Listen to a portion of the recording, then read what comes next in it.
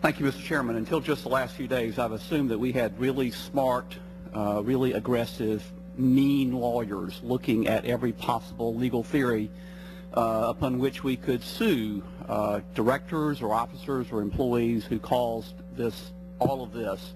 So I was surprised to hear that we were actually worried about them suing us, that we were getting legal advice, that we had to pay these contracts, these bonuses, no question asked. They were based upon a contract.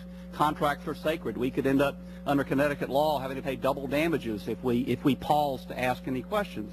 Mr. Frank has already mentioned the failure of performance, the negligence, the incompetence as an issue, but that argument also assumes that this was an arm's-length transaction involving a solvent corporation, a corporation that had been continuously solvent at the time that it made the contracts and at the time that it paid the bonuses.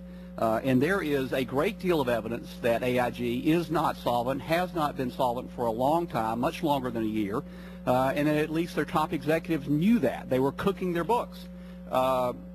The Government Reform Committee, Oversight and Government Reform Committee, last fall had a hearing, and in lieu of deposition, Joseph W. St. Dennis had written answers. He was the Vice President of Accounting Policy at AIG Financial Products from June 2006 until October 2007. His duties were documenting the accounting for proposed transactions, etc.